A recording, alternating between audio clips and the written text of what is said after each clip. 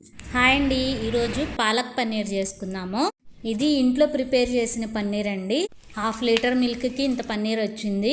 పన్నీర్ని ఆయిల్లో కాల్చుకొని ముక్కలుగా కట్ చేసి పక్కన పెట్టుకోవాలి.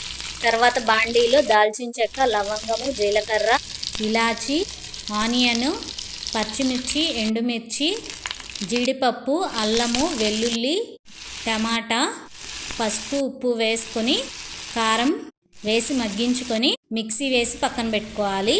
ఈలోపు పక్కన వాటర్ మరిగించుకొని పాలకూర వేసి పాలకూర సాఫ్ట్గా అవ్వగానే తీసి చల్ల నీళ్ళలో వేసుకొని పక్కన పెట్టుకోవాలి. ఈ పాలకూర కూడా మిక్సీ వేసుకొని పేస్ట్ చేసుకొని పక్కన పెట్టుకోవాలి. తర్వాత బాండీలో ఆయిల్ వేసుకొని వెల్లుల్లి సన్నగా తరుక్కొని వేసుకోవాలి. తర్వాత పాలకూర పేస్ట్, టమాటా మసాలా పేస్ట్ వేసుకోవాలి. ఇందులోనే కొంచెం గరం మసాలా, ఉప్పు, కారం, టేస్ట్ ముందుగానే అన్నీ వేసుకున్నాం కదా, ఒకసారి చూసి వేసుకోవాలి. ఈ రెండు ఆయిల్లో మగ్గి ఆయిల్ పైకి తేలాక కట్ చేసుకున్న పన్నీర్ వేసుకొని మీ దగ్గర ఫ్రెష్ క్రీమ్ ఉంటే పైన యాడ్ చేసుకోండి, లేదంటే థిక్ పెరుగు వేసుకోండి.